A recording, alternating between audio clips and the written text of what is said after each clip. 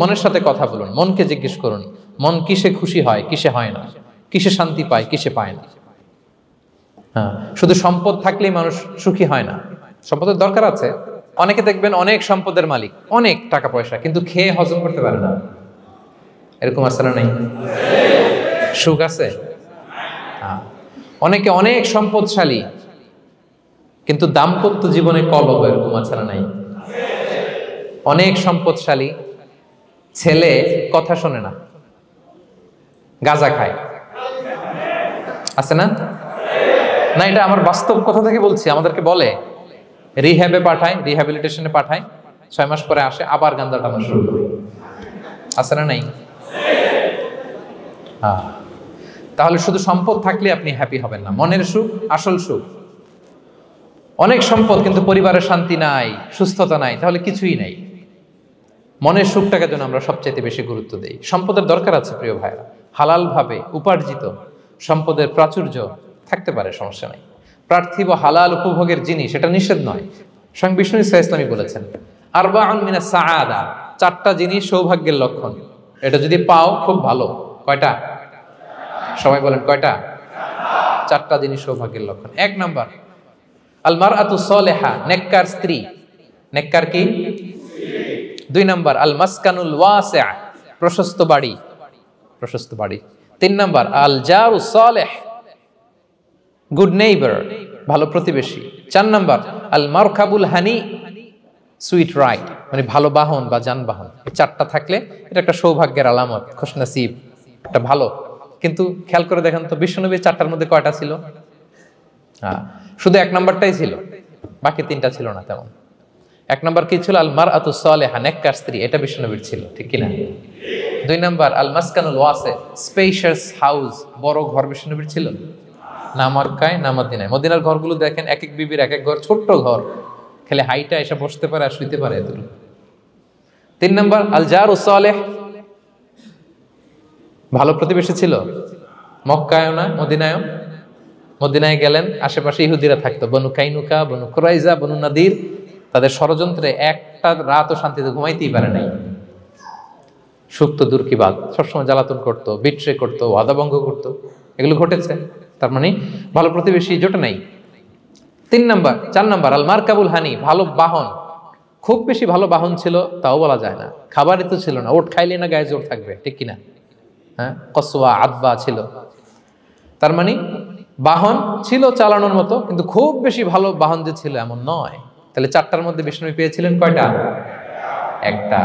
কিন্তু মা আয়েশার ঘরের ভেতরে সুখ আর সুখ, কিছু নাই। একটা মশক, পানি খাওয়ার, রুটি বেলার একটা জাজিম, এমন জাজিম, খেজুর পাতার চাটাই দিয়ে জাজিম। বিষ্ণুনবী সেখানে শুলে চাটাইয়ের দাগ পিঠের মধ্যে লেগে যেত। মাদুর বা চাটাই চিনেন আপনারা? বাংলাদেশে দেখেননি? ওই চাটাইয়ের মধ্যে বিষ্ণুনবী শুয়ে পড়লে, ঘুম থেকে উঠলে ওই চাটাইয়ের দাগ পিঠের মধ্যে বসে যেত। কিন্তু ঘর ভরা সুখ আর সুখ। কারণ টাকা দিয়ে বাড়ি কিনা যায়, গাড়ি কিনা যায়, ঘর কিনা যায়, সব কিনা যায়, কিন্তু সুখ কিনা যায় না। কিনা যায়? এজন্য মনের সুখই আসল সুখ, ওইটাকে গুরুত্ব দিবেন প্রিয় ভাইরা। সহিহ মুসলিমের আরেকটা হাদিসে বিষ্ণু ইসলাম বলেন লাইসাল গিনা আন কাসরাতিল আরাদি ওয়ালাকিন্নাল গিনা গিনান নাফস। বেশি সম্পদ থাকলেই ধনাঢ্যতা নয়, আসল ধনাঢ্যতা মনের ধনাঢ্যতা। মনে সুখ তো সবখানে সুখ, মনে শান্তি তো সবখানে শান্তি। এই 6 নম্বর পয়েন্টটা বুঝতে পেরেছেন আপনারা? 6 নম্বর পয়েন্টটা কি? মনের সুখী, সবাই বলবেন মনের সুখী। 7 নম্বর হচ্ছে never be greedy, expect less. বেশি প্রত্যাশা করতে যাবেন না, লোভী হবেন না। লোভ আপনার সুখ কেড়ে নিবে। লোভী কখনো সুখী হয় না। লোভীর পকেট কখনো ভরে না, যতদিন এটা ভরবে না। লোভী হব আমরা না, অতিরিক্ত প্রত্যাশা করব না, অল্প প্রত্যাশা করবো। I'm not talking about the goal. Goal should be bigger and higher. But I'm talking about expectation. বেশি এক্সপেক্ট করা ভালো না। খুব প্রত্যাশা নিয়ে রাখছেন, কিছু পান নাই, দেখবেন যে কষ্ট লাগবে, ঠিক কিনা? আর কোনো এক্সপেকটেশন নাই, এরপরে যেটা পাবেন ওইটাই লাভ। যেটা পাবেন ওইটাতেই ভাল লাগে, সুখ লাগে। এজন্য এক্সপেকটেশন যেন বড় না হয়। বেশি খাই খাই যেন না করি। হ্যাঁ, কালকে কি খাবো, পরশু, আগামী সপ্তাহে আমার মেয়ের কি হবে, ছেলের কি হবে, ওদের ভবিষ্যৎ, গাড়ি বাড়ি নাই, এই যে অস্থির, এরকম আছে না নাই? আজকের জন্য বাঁচুন, আজকের জন্য বাঁচুন, কারণ আগামীকালের তো জন্মই হয়নি। আগামীকালের জন্ম হয়েছে? এটা কি আজকে না আগামীকাল? তো আজকে হ্যাপি হন, আজকের জন্য বাঁচেন, আজকের জন্য প্ল্যান করেন। আগামীকালের তো জন্মই হয় নাই, কালকে সকালে সানরাইজের পরেই না আগামীকালের জন্ম গ্রহণ হবে, ঠিক কিনা বলেন?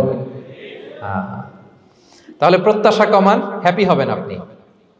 ইমাম গাজালি রাহিমাহুল্লাহ একটা চমৎকার কথা বলতেন। উনি বলতেন, তোমার রিজিকে যা আছে এটা 2 পাহাড়ের মাঝখানে থাকলেও এটা তুমি পাবা, আর যেটা তোমার রিজিকে নাই ওইটা অনেক দূর থেকে আনার পরেও হাত দিয়ে নিয়ে 2 ঠোঁটের মাঝখানে রাখলেও ওটা পড়ে যাবে। কথা বুঝতে পেরেছেন? আপনি মাঝে মাঝে অ্যানিমেল কিংডম অথবা জিওগ্রাফিক্যাল চ্যানেলে দেখবেন যে বক মাছ শিকার করে কিভাবে অনেকক্ষণ লুকিয়ে থাকে, হুট করে একটা মাছ ধরে, ধরার পরে মাছটা বাঁচার জন্য ছোটাছুটি করে, বকটাও কামড় দিয়ে এমনি ধরে অমনি ধরে, পরে যায় আবার ধরে, আবার পরে যায় আবার ধরে, সবশেষে মাছটা টুপ করে পানিতেই পড়ে যায়, কারণ এটা ওর নসিবে নাই। কি বলেন? এটা রিজিকে নাই। যেটা রিজিকে আছে ওই মাউন্ট এভারেস্টের উপরে থাকলেও এটা আপনার কাছেই আসবে, যেটা রিজিকে নাই 2 ঠোঁটের মাঝখান থেকে ওটা পড়ে যাবে। বুঝতে পেরেছেন? হ্যাঁ, বিষ্ণু ইসলাম আব্দুল্লাহ ইবনে ওমর রাদিয়াল্লাহু তাআলা আনহুর পিঠের মধ্যে একবার চাপড় দিয়ে একবার বললেন, আব্দুল্লাহ কুন ফিদ দুনিয়া কান্নাকা গরীব আও আবিরুস সাবিল, দুনিয়াতে এমন ভাবে জীবনযাপন করো মনে হয় যেন তুমি গরীব মানে স্ট্রেঞ্জার, এলাকায় নতুন আসছো, কেউ তোমার চেনে না, তুমিও কাউরে চেনো না, অথবা আবিরুস সাবিল মানে traveller, you are a traveller, পথিক, এইভাবে থাকে। পথিক, ধরো একটা জায়গায় গেছেন, কেউ আপনার চিনে না জানে না, ওই জায়গায় আপনি বাড়িঘর করবেন? কারণ তো চিনেনই না, এটা সেফ এলাকা তাও জানেন না, টাকাও তো নিয়ে আসেন নাই, বাড়িঘর করবেন? কিছু করবেন? যেই কাজের জন্য গেছেন কোন রকম কাজ সেরে চলে যাবো এখান থেকে, যেহেতু আমি অপরিচিত। অথবা ট্রাভেল করতেছেন, এখান থেকে মক্কা যাবেন, ধরেন যে দুবাইতে ট্রানজিট 4 ঘন্টা, কয় ঘন্টা? তো ট্রানজিট যেহেতু 4 ঘন্টা পাইছি, এবার একটা সোফা কিনি, একটা টেবিল কিনি, একটা এই কিনি সেই কিনি এয়ারপোর্টের ভিতরে, এরকম কোনো পাগল করে? তাহলে এই 4 ঘন্টা ট্রানজিটে কি করে? এই চা খেতে খেতে, মসজিদের ভিতরে 2 রাকাত নামাজ পড়তে পড়তে, ওয়েটিং এরিয়াতে বসে পত্রিকা পড়তে পড়তে কোন রকম কাটায় দেওয়া। কি বলেন? নাকি ওইখানে সোফা টোফা বাড়ি ঘর এটা সেটা কিনা শুরু করেন 4 ঘন্টার জন্য? এরকম কোন পাগল আছে এরকম? না। আবিরু সাবিল, আহা, দুনিয়াতে এভাবেই বসবাস করতে হবে, গরিব ও আবিরু সাবিল, স্ট্রেঞ্জার অর ট্রাভেলার। কিন্তু এবার আমাদের লাইফস্টাইলের দিকে খেয়াল করেন তো, আমরা কিভাবে থাকি? দেখি একজন বলতে পারে কিনা কিভাবে? হ্যাঁ, আজীবন হায়াত পাবো, আজীবনের জন্য দুনিয়াতে থাকবে, এইভাবে থাকি, ঠিক কিনা বলেন? কথা বুঝেন নাই বোধহয়। নূহ আলাইহিস সালামের কাছে ওনারা তো হায়াত পেত। নূহ আলাইহিস সালামের কাছে এক মা এক বাচ্চাকে কোলে নিয়ে আসছে। কাকে? বাচ্চাকে কোলে নিয়ে এসে নূহ আলাইহিস সালামকে বলে, ইয়া নবী আল্লাহ নূহ উদউ আল্লাহ আলা, আমার বাচ্চাটার জন্য একটু দোয়া করেন যাতে আল্লাহ তার হায়াত বাড়ায় দেয়। কি বাড়ায় দেয়? তো নূহ আলাইহিস সালাম বললেন, কাম আমরুহ, বয়স কত তোমার বাচ্চার? বলে 300 সানা, 300 বছর। কোলের বাচ্চার বয়স কত? অনেক হায়াত পেত তো। তো উনি বলতেছে, তুমি 300 বছর তোমার বাচ্চার হায়াত মানে এখন বয়স, তুমি আরো হায়াতের দোয়া চাইতেছো। তুমি কি জানো আখিরি জামানায় এমন এক জাতি আসবে যারা 60 থেকে 70-এর মধ্যে সব মরে শেষ। বিষ্ণু বলেছেন যে আমার উম্মতি মা বাইনা ইলা 60 ইলা 70, আমার উম্মতের গড় বয়স 60 থেকে 70। ওয়া আকাল্লুহুম মান ইয়াজুযু যালিক, অল্প কিছু মানুষ 70 ক্রস করবে, সব 60 থেকে 70-এ শেষ। 300 বছর তোমার ছেলের বয়স, তুমি লম্বা হায়াতের দোয়া করো, তুমি কি জানো শেষ জামানায় এরা 60-70-এর মধ্যে সব মরেই যাবে? এই মহিলা তো অবাক, তাই নাকি 70-এ মরে যাবে? এই কথা শুনে মহিলা বলতেছে, আইয়াবনুনাল বুয়ুত, আচ্ছা নবী আল্লাহ নূহ 70 বয়সে যেহেতু মরে যাবে, তারা কি আর দুনিয়াতে ঘর বাড়ি বানাবে? কারণ মহিলার ধারণা 70 বছর যেহেতু হায়াত, ঘরের তার প্রশ্নই আসে না, এটা তো এমনি সেমনি কাটায় চলে যাবে। আজকে যদি আয়না দেখাইতে পারতাম ওই বুড়িরে, আমি তো স্কাই ট্রি এর উপরে উঠছি, তো আপনাদের সর্বোচ্চ টাওয়ার, ওই বুড়িরে যদি ওইটার উপরে উঠে দেখাইতে পারতাম, দেখো বাড়ি কারে কয়। আর দুবাইয়ের বুর্জ আল খালিফা, হ্যাঁ বুর্জ দুবাইতে যদি দেখাইতে পারতাম, পেট্রোনাস টুইন টাওয়ার যদি, আইফেল টাওয়ার যদি দেখাইতে পারতাম, তাইলে বুড়ি বুঝতো বাড়ি বানানো কারে কয়। আল্লাহ কুন ফিদ দুনিয়া কান্নাকা গরীব আও আবিরু সাবিল, এমন ভাবে দুনিয়াতে থাকো যেন তুমি স্ট্রেঞ্জার, ট্রাভেলার। কিন্তু আমাদের কথাটা চিন্তা করেন, হ্যাঁ, এক্সপেকটেশন এত হাই, না পেলে আমরা কষ্ট পাই। তাহলে বিষ্ণু বলেছেন হয় স্ট্রেঞ্জার নয় ট্রাভেলার, এইভাবে থাকো। ওয়াইদা আমসাইতা ফালা তানতাযিরিস সাবাহ ওয়াইদা আসবাহতা ফালা তানতাযিরিল মাসা। আব্দুল্লাহ, যখন সকাল হবে সন্ধ্যার এক্সপেক্ট করো না, যখন সন্ধ্যা হবে সকালের এক্সপেক্ট করো না। সকালবেলা তুমি বিশাল আশা নিয়ে বসে থেকো না যে সন্ধ্যা পর্যন্ত বাঁচবা। যদি বাঁচো, সন্ধ্যা পাও, ভালো, আলহামদুলিল্লাহ। না পাইলে রবের সাথে সাক্ষাতের জন্য রেডি, তাও আলহামদুলিল্লাহ। ঠিক কিনা বলেন? এটা হইতে হবে mindset. Expect less, never be greedy. প্রত্যাশা কম রাখেন, আপনি হ্যাপি হবেন। কিন্তু আমাদের মধ্যে অনেক এক্সপেকটেশন, যেটা আমাদেরকে কষ্ট দেয়, অসুখী বানায়। আরো লাগবে, আরো লাগবে। অনেকের মধ্যে, সবার না, অনেকের মধ্যে এই প্রবণতা আছে না নাই? বিশ্বনবী বলেন, লাউ আন্না লিবনি আদম ওয়াদিয়ান মিন যাহাব আহাব্বা ইয়াকুনা লাহু ওয়াদিয়ান। প্রত্যেক বনি আদমকে যদি একটা করে স্বর্ণের পাহাড় বানায় দেওয়া হয় বা উপত্যকা বানায় দেওয়া হয়, সে চাবে আরো একটা স্বর্ণের পাহাড়ের মালিক কিভাবে হওয়া যায়। আচ্ছা বলেন তো, একটা স্বর্ণের পাহাড়, এটারে বেচা খাইতে খাইতে আমার 14 পুরুষও খাই শেষ করতে পারবে?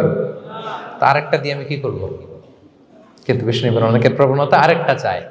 ওয়ালা ইয়ামলা আফাহু ইল্লা তুরাব। কবরের মাটি ছাড়া তার এই আশা, ভরসা, প্রত্যাশা কেউ থামাতে পারবে না। তাহলে আমরা যেন গ্রিডি না হই, লোভী না হই, আমাদের এক্সপেকটেশন যেন কম থাকে। প্রিয় ভাইরা, খেয়াল রাখবেন, মানুষ যত ধনী হয় তত তার রিজিকের পেরেশানি বাড়ে। দেখবেন, যারা ধনী হতে চায় উদ্দেশ্য হচ্ছে যে রিজিকের পেরেশানি কমুক। মানুষ যত ধনী হবে তত রিজিকের পেরেশানি বাড়বে। কিন্তু ধনী হয়েছিল রিজিকের পেরেশানি কমানোর জন্য, ওটা আর কমে না। কথা বুঝতে পেরেছেন?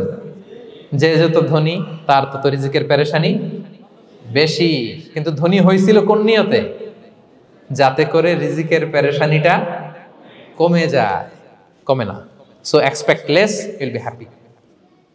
প্রত্যাশা কমান, চাহিদা কমান, আপনি হ্যাপি হবেন ইনশাআল্লাহ। বলেন